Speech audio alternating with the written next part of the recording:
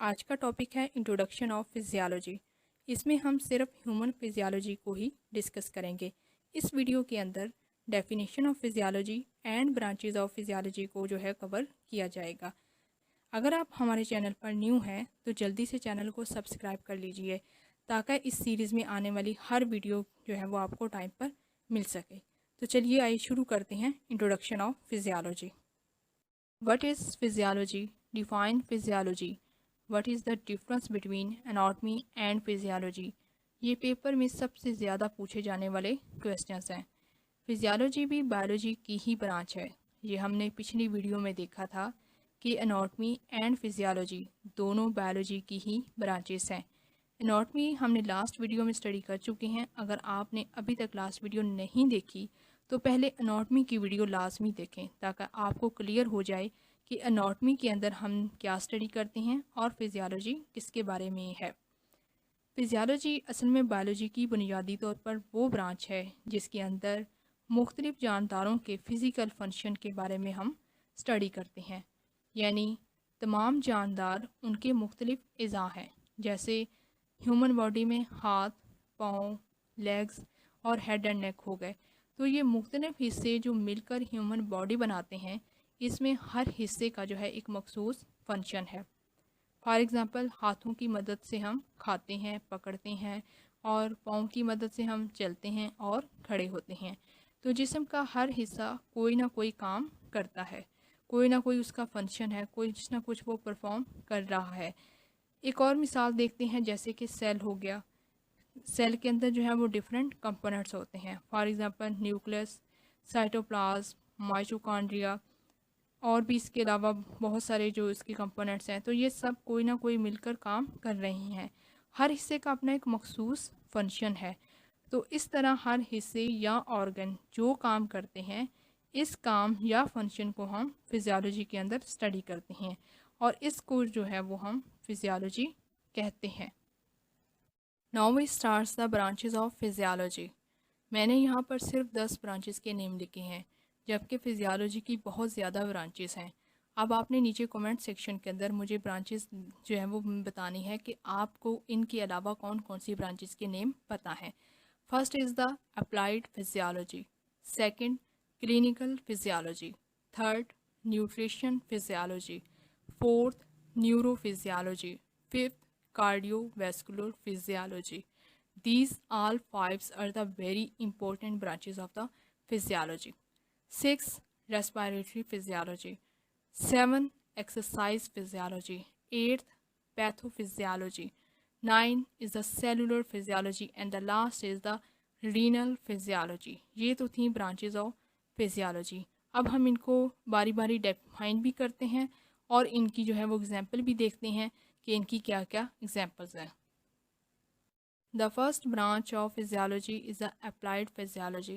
Applied physiology के अंदर biologically study की जाती है ह्यूमन ऑर्गन्स की, और उनकी डिटेल जो है वो स्टडी करते हैं कि वो किस तरह से जो है वो फंक्शन परफॉर्म करते हैं और कितना फंक्शन जो है वो डेली परफॉर्म कर सकते हैं। ये सारी स्टडी जो है वो हम अप्लाइड फिजियोलॉजी में करते हैं। डेफिनेशन क्या हुई अप्लाइड फिजियोलॉजी की? Applied physiology is the study of biological systems and steps into the practice. Second branch of physiology is the clinical physiology. Clinical physiology applied physiology जैसी ही है, बट इसमें थोड़ा सा डिफरेंस है। उसके अंदर सिर्फ बायोलॉजिकल सिस्टम की स्टडी की जाती है और उनकी प्रैक्टिस को देखा जाता है और उनकी नॉर्मल फंक्शनिंग देखी जाती है। जबकि क्लिनिकल फिजियोलॉजी के अंदर हम जो है पेशेंट का टेस्ट परफॉर्म करके क्लियर करते हैं कि आया इसके अंदर कोई अबनॉर्मेलिटी तो नहीं है, आया इसके अंदर कितनी चेंजेस डेवलप हुई हैं, या इसको मज़ीद कितना ट्रीटमेंट का ज़रूरत है। ये सारी स्टडीज़ हम क्लिनिकल फिजियोलॉजी में करते हैं। डेफिनेशन क्या है क्लिनिकल फिजियोलॉजी की? Clinical physiology is a diagnostic speciality. Clear हो गया कि clinical physiology is a diagnostic speciality to which patients are referred to undergo specialized tests of functions of the, for example, heart, blood vessels, lungs, kidneys, gastrointestinal tracts और other organs। कोई भी organ हो सकता है। इनके अलावा इनके बारे में जो भी टेस्ट परफॉर्म किया जाता है, इनकी परफॉर्मेंस को चेक करने के लिए, फॉर एग्ज़ाम्पल हार्ट के अंदर कोई रिदम चेंज हुआ है, हार्ट की कोई नॉर्मेलिटी डिजीज़ हो गई है या फिर वो नॉर्मल फंक्शन परफॉर्म कर रहा है। इसी तरह ब्लड वेसल्स जो है वो इसके अंदर कोई जो है वो वाल चेंज तो नहीं हो गया, ठीक है। लंग्स के अंदर कोई नॉर्मेलिटी तो नहीं आएगी, किडनीज़ के अंदर स्टोन तो नहीं बन गए या फिर नेफ्रॉन इन्फ्लेमेशन तो नहीं हो गई। सेम इसी तरह गैस्ट्रो इंटेस्टिनल ट्रैक्ट के अंदर कोई भी डिस्टर्बेंस या कोई डिसफॉर्मेलिटी तो नहीं होगी। ये सारी जो स्टडीज़ हैं इनको हम क्लिनिकल फिजियोलॉजी के अंदर ही स्टडी करते हैं। Applied physiology and clinical physiology दोनों को एक स्लाइड पर रखने का भी यही मकसद था कि ये क्लियर हो जाए कि इन दोनों के अंदर सेम ऐसी ही है। अप्लाइड एंड क्लिनिकल सेम है, बट इनके अंदर थोड़ा सा डिफरेंस है। एक के अंदर जो है वो अप्लाइड के अंदर हम नॉर्मली जो है वो बायोलॉजिकल सिस्टम की स्टडी करते हैं, जबकि क्लिनिकल फिजियोलॉजी के अंदर उसी नॉर्मल फंक्शनिंग को जो है वो क्लियर किया जाता है स्पेशलाइज्ड टेस्ट की मदद से। So that is called both the applied and the clinical physiology. The third branch of physiology is the nutrition physiology. जैसा कि नेम से इंडिकेट हो रहा है, न्यूट्रिशन से ही रिलेटेड है। ह्यूमन बॉडी को ज़िंदा रहने के लिए और काम करने के लिए और फंक्शंस परफॉर्म करने के लिए जो है वो न्यूट्रिएंट्स की बहुत ही ज़्यादा ज़रूरत होती है, और ये न्यूट्रिएंट्स जो है वो फूड से ही एक्सट्रैक्ट किए जा सकते हैं। फॉर एग्ज़ाम्पल कि ह्यूमन बॉडी दिन में 3 या 4 बार खुराक लेते हैं, और वो जो खुराक है वो लार्ज वॉल्यूम के अंदर, मीन के लार्ज बॉलेस डोज के अंदर जो है वो ह्यूमन बॉडी अपने अंदर इनटेक करते हैं। हम बड़े बड़े खुराक के नवाले जो हैं वो मुंह में डालते हैं। हमारा जो माउथ है और जो दांत है उनकी मदद से वो जो खुराक है वो छोटे टुकड़ों में तब्दील हो जाती है, और फिर ये छोटे टुकड़े जब स्टमक के अंदर जाते हैं तो वो खुराक को सेमी सॉलिड और लिक्विड फॉर्म के अंदर कन्वर्ट कर देते हैं। तो यहाँ पर जो है वो हमें फिजियोलॉजी का फंक्शन नज़र आ रहा है। माउथ जो है वो अपना फंक्शन परफॉर्म कर रहा है और जो स्टमक है वो अपना फंक्शन परफॉर्म कर रहा है, क्योंकि वो खुराक से एक बड़े लार्ज बोलस फॉर्म के अंदर जो खुराक है उसको स्मॉल पीसेस के अंदर कन्वर्ट कर रहे हैं और वो एनर्जी जो है वो उसमें से निकाल रहे हैं। तो ये यहाँ पर हमें फिजियोलॉजी की जो है एक क्लियर मिसाल नज़र आती है। एनर्जी जो है वो सिर्फ़ और सिर्फ फूड से ही मिलती है, और फिर इनको जो है वो यूटिलाइज़ करते हैं। जो लिक्विड फॉर्म के अंदर कन्वर्ट हुई है फूड जो है वो न्यूट्रिएंट्स जो है वो लिक्विड फॉर्म के अंदर जो कन्वर्ट हुए हैं वो ब्लड के अंदर जाएंगे, और ब्लड जो है वो पूरे बॉडी के अंदर सर्कुलेट करेगा तो ही एनर्जी मिलेगी। अब ये तो हमें जो है एक नॉर्मल फिजियोलॉजी, न्यूट्रिशन फिजियोलॉजी नज़र आ रही है कि जैसे फूड आई फिर उसके बाद वो कंज्यूम हुई और हमारे बॉडी को जो है वो एनर्जी मिली। लेकिन अगर हम खुद जो है वो मुतवाज़न खुराक लेते हैं तो हमारा जो ह्यूमन बॉडी है वो नॉर्मली परफॉर्म करता जाएगा। लेकिन अगर खुराक जो है वो सही ना ली जाए या ज़रूरत से ज़्यादा ले ली जाए या ज़रूरत से कम ले ली जाए, या जो खुराक हम ले रहे हैं, जो ह्यूमन बॉडी ले रहा है वो ठीक ना हो, तो इस सूरत के अंदर जो है वो डिज़ीज़ पैदा हो जाती है, इम्बैलेंसमेंट आ जाती है। तो फंक्शंस के अंदर जो है वो डिसफंक्शंस हो गया। ये सारी जो चीज़ें हैं ये भी हम न्यूट्रिशन फिजियोलॉजी के ही अंदर देखते हैं। Nutrition physiology deals with how the body extracts the nutrients from the food, how to obtain the needed energy, utilize nutrients, and all is related to health and disease is called nutrition physiology. The next fourth branch of physiology is a neurophysiology. Neurophysiology is a combination of two words, neuro and physiology. Neuro का मतलब होता है nervous system से related, nerve cells से related, and physiology उनका function. इसके अंदर जो भी जितने भी ह्यूमन बॉडी के अंदर नर्व सेल्स हैं उनके बारे में स्टडी की जाती है कि वो कैसे फंक्शन परफॉर्म करते हैं और उनकी क्या क्या जो है वो प्रॉपर्टीज़ हैं। The study of functional properties of the nerve cells is called neurophysiology. The fifth branch of physiology is a cardiovascular physiology. Cardiovascular physiology भी 3 वर्ड्स का कॉम्बिनेशन है, कार्डियोवास्कुलर एंड फिजियोलॉजी। कार्डियो का मतलब होता है हार्ट और vascular का मतलब होता है ब्लड वेसल्स, एंड फिजियोलॉजी का मतलब ये हुआ कि ये हार्ट एंड ब्लड वेसल्स के फंक्शंस के बारे में स्टडी है। कार्डियोवास्कुलर फिजियोलॉजी के अंदर हम हार्ट के बारे में डीपली स्टडी करते हैं कि हार्ट का स्ट्रक्चर जो है वो क्या है, उसका फंक्शन क्या है, वो हम फिजियोलॉजी में स्टडी करते हैं। फंक्शन में कैसे जो है वो हार्ट पंप करता है, कितने नंबर ऑफ बीट्स जो है उसके पर मिनट जो है वो पंप हो रहे हैं, उसमें कितना जो है वो फ्लो ऑफ ब्लड है और कितना ब्लड जो है वो उसमें से पास आउट होके आर्टरीज के अंदर, वेसल्स के अंदर जा रहा है, और फिर जो है वो उस वाल्व जो है वो नॉर्मली कैसे फंक्शन परफॉर्म करते हैं, और अगर उनके अंदर कोई एबनॉर्मेलिटी हो जाती है तो वो फिर जो है पैथोफिजियोलॉजी के अंदर चली जाएगी। लेकिन कार्डियोवास्कुलर की फिजियोलॉजी के अंदर सिर्फ हम उसके हार्ट के फंक्शंस और ब्लड वेसल्स के जो फंक्शंस हैं वही स्टडी करते हैं। तो कार्डियोवास्कुलर फिजियोलॉजी की डेफिनेशन क्या हुई? The study of functions of the heart and blood vessels is called cardiovascular physiology. Next is the sixth branch of physiology is the respiratory physiology. respiration निज़ाम तनफ़्फ़ुस से related.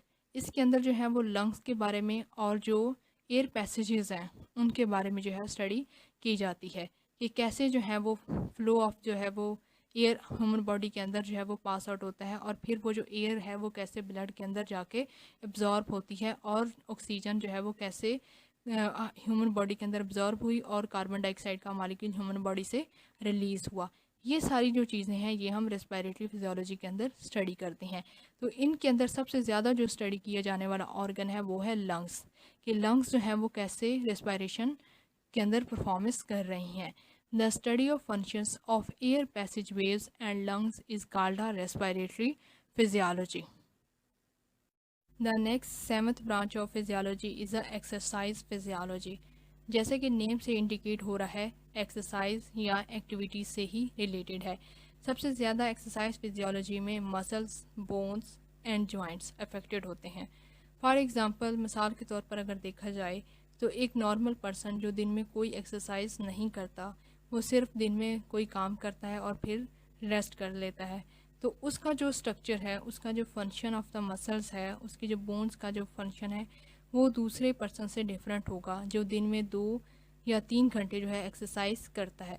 क्योंकि exercise करने वाले इंसान का जो स्ट्रक्चर है, उसके जो मसल्स एक्टिविटीज़ हैं वो इस काम के लिए यूज़ टू हैं, वो इस काम के लिए बने हुए हैं कि वो इतना काम कर सकते हैं, इतना फंक्शन परफॉर्म कर सकते हैं, और अगर उनके ऊपर थोड़ा सा लोड भी डाल दिया जाए तो उनके अंदर बर्दाश्त करने की सलाहियत मौजूद होती है। लेकिन उसके निस्बत जो दूसरा पर्सन है जो कि बिल्कुल कोई काम नहीं करता और वो थोड़ा सा काम करके थक जाता है, तो उसके मसल्स के अंदर जो है वो फंक्शन परफॉर्म करने की वो सलाहियत मौजूद नहीं होती। एक और मिसाल देखते हैं कि अगर कोई पर्सन जो है एक्सरसाइज नहीं करता और अचानक से वो सोचता है कि भी अब उसको एक्सरसाइज करनी है या वर्जिश करनी है, तो वो क्या करेगा कि 1 या 2 घंटे वो एक्सरसाइज करेगा और फिर 3 या 4 दिन जो है वो थक जाएगा, और उसके जो है वो उसको या तो बुखार हो जाएगा या फिर जो उसका ह्यूमन जो स्ट्रक्चर है या उसके जो मसल्स हैं वो स्पैस्म के अंदर चले जाएंगे। तो इसके अंदर क्या हुआ कि उसकी फंक्शनल जो एक्टिविटीज़ हैं, जो उसका जो फंक्शंस हैं उसके मसल्स के, वो काम करने छोड़ गए हैं, यानी कि वो थक गए हैं, वो एक्टिविटी परफॉर्म नहीं कर रहे। लेकिन अगर वो उस चीज़ को ना देखे, अपने स्पैस्म को ना देखे, अपनी थकावट को ना देखे और अपने मसल्स को जो है वो फिर भी एक्सरसाइज कंटिन्यू रखे, तो उसके जो मसल्स हैं वो दोबारा उसी हालत के अंदर आ जाएंगे, मीन के वो फंक्शन परफॉर्म करने की सलाहियत को बियर करना शुरू कर देंगे।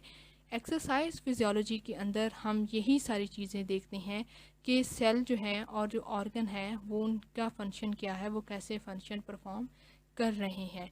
तो डेफिनेशन क्या हुई? The study of changes in cell and organ functions due to muscular activities.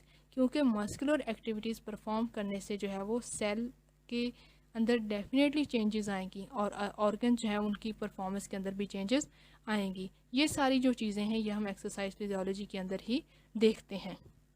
The next 8th branch of physiology is a pathophysiology.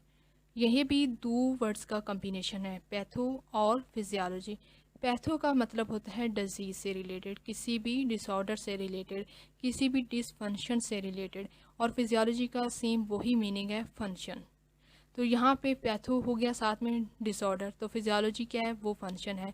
तो जब हम इस दोनों वर्ड्स को कंबाइन करते हैं तो इसका यह मतलब हुआ कि ये डिजीज़ से रिलेटेड है। जैसे कि अभी हमने ऊपर 7 ब्रांच के अंदर ये देखा, एक्सरसाइज फिजियोलॉजी के अंदर ये बात हमने की कि एक नॉर्मल पर्सन और एक एक्सरसाइज करने वाले पर्सन दोनों का जो है मस्कुलर एक्टिविटीज़ जो हैं वो डिफरेंट होती हैं, और उनके सेल की जो शेप है वो डिफरेंट होती है। तो इसी तरह अगर हम पैथोफिजियोलॉजी की अगर हम बात करें, एक नॉर्मल जो पर्सन है उसके एक्टिविटीज़ में उसके सेल के अंदर जो है वो डिफरेंट है, और एक एबनॉर्मल पर्सन की जो है वो डिफरेंट है। फॉर एग्ज़ाम्पल कि अगर कोई पर्सन जो है वो एक्सरसाइज परफॉर्म नहीं कर रहा, कोई भी फंक्शन वो परफॉर्म नहीं कर रहा, तो उसके जो सेल का स्ट्रक्चर है वो डिफरेंट होगा। लेकिन अगर वो अचानक से शुरू कर लेता है तो उसका जो मसल्स हैं वो स्पैज़्म की हालत में अंदर चले जाएंगे, और वो जो स्पैज़्म है वो क्या है, वो एक डिजीज़ है, वो एक डिसऑर्डर है। इसी तरह एक और मिसाल देखते हैं। फॉर एग्ज़ाम्पल कि अगर एक नॉर्मल सेल है तो वो उसका जो ह्यूमन बॉडी का फंक्शन है वो परफॉर्म इजीली हो रहा है, वो एक नॉर्मल फंक्शन परफॉर्म कर रहा है। लेकिन जैसे ही वो सेल अपनी ग्रोथ से ज़्यादा जो है वो ग्रो करना शुरू कर देता है, तो वही सेल जो है वो कैंसर के अंदर तब्दील हो जाता है। तो कैंसर क्या है, वो एक पैथोफिजियोलॉजी है। इसी तरह चेंजेस जो हैं वो फंक्शनल एक्टिविटीज़ के अंदर जो चेंजेस आ जाती हैं, वो चेंजेस जो हैं वो डिजीज़ कहलाती हैं। तो इस डिजीज़ को हम कहते हैं पैथोफिजियोलॉजी। तो डेफिनेशन देखते हैं कि पैथोफिजियोलॉजी की डेफिनेशन क्या है। The study of functional changes associated with disease and ageing. मतलब ये हुआ कि बीमारी की वजह से और उम्र बढ़ने की वजह से जो चेंजेस आती हैं, उन चेंजेस को हम पैथोफिजियोलॉजी के अंदर स्टडी करते हैं, और उनको जो है पैथोफिजियोलॉजी कहा जाता है। The next branch of physiology is a cellular physiology. Cellular कहते हैं सेल से रिलेटेड, एंड फिजियोलॉजी का सेम वही मीनिंग है, फंक्शंस। सेलुलर फिजियोलॉजी के अंदर सेल फिजियोलॉजी और उसके फंक्शंस के बारे में जो है स्टडी की जाती है। मिसाल के तौर पर सेल जो है वो क्या फ़ंक्शन परफॉर्म कर रहा है, और उसके अंदर जो उसके कंपोनेंट्स हैं वो क्या फ़ंक्शन परफॉर्म करते हैं। मिसाल के तौर पर अगर हम सेल को देखें तो सेल की जो सबसे ऊपर वाली कवरिंग है, आउटर मेम्ब्रेन जो है उसकी, सेल मेम्ब्रेन, वो क्या फंक्शन परफॉर्म कर रही है, वो सेल को प्रोटेक्शन प्रोवाइड कर रही है। तो प्रोटेक्शन क्या हुई, उसका एक फंक्शन हुआ, उसकी एक ड्यूटी हो गई। फिर उसके बाद सेल मेम्ब्रेन के बाद साइटोप्लाज्म। साइटोप्लाज्म क्या फंक्शन परफॉर्म कर रहा है सेल के अंदर, सेल को जो है शेप प्रोवाइड कर रहा है, सेल को जो है स्ट्रक्चर प्रोवाइड कर रहा है, उसकी ऑर्गेनेलिज को जो है वो ज़िंदा रखने के अंदर अपना एक रोल प्ले कर रहा है। तो ये क्या हुआ, ये भी साइटोप्लाज्म का एक फंक्शन हुआ। और फिर न्यूक्लियस, न्यूक्लियस का जो है वो एक मेन रोल है ह्यूमन बॉडी को ज़िंदा रहने के लिए, और जनरेशन को जो है वो जनरेशन में कन्वर्ट करने के लिए न्यूक्लियस का बहुत बड़ा रोल है।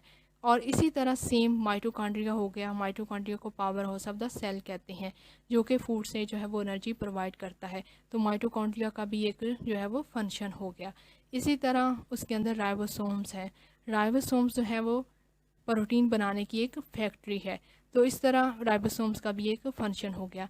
हर ऑर्गेनेली कोई ना कोई फंक्शन परफॉर्म कर रही है, और इस तरह इस परफॉर्मेंस को हम सेलुलर फिजियोलॉजी कहते हैं। लेकिन अगर कोई भी कंपोनेंट्स या कोई भी ऑर्गेनेली अपना काम करना छोड़ दे तो उसके अंदर क्या होता है, वो उसके अंदर पैथोफिजियोलॉजी आ जाती है। और सारा का सारा जो काम है, पूरे का पूरा एक यूनिट जो है, जो एक सेल है, जो कि घर की एक मानद है एक सेल, वो पूरे का पूरा जो है वो डिस्टर्ब हो जाता है। और जब वो डिस्टर्ब हो जाएगा तो डेफिनेटली ह्यूमन बॉडी जो है वो नॉर्मल फंक्शन परफॉर्म करने से रुक जाएगा। तो ये नॉर्मल जो फंक्शनिंग है, उनकी जो नॉर्मल परफॉर्मेंस है, इसको हम कहते हैं सेलुलर फिजियोलॉजी। तो आइए देखते हैं इसकी डेफिनेशन क्या है। Cell physiology is the biological study of the activities that take place in a cell to keep it alive. इसके अंदर सेल की जो है बायोलॉजिकल स्टडी की जाती है, उसके कंपोनेंट्स की एक्टिविटीज़ को देखा जाता है, ऐसे कंपोनेंट्स जो सेल को जो है वो ज़िंदा रखे हुए है। जब वो कंपोनेंट्स सेल को ज़िंदा रखेंगे तो ही जो है वो सारे सेल मिलकर एक ह्यूमन बॉडी का एक स्ट्रक्चर बनाएंगे, और वो स्ट्रक्चर तभी परफॉर्म करेगा जब वो सेल अच्छी हालत के अंदर अपना काम अंजाम देंगे। The next branch of physiology is a renal physiology. Renal कहते हैं किडनीज़ को। गुर्दों से मतलब जो फंक्शनल स्टडी की जाती है उसको हम कहते हैं रीनल फिजियोलॉजी। गुर्दे क्या काम करते हैं ये तो सबको ही पता है कि गुर्दों का ह्यूमन बॉडी के अंदर क्या फंक्शन है।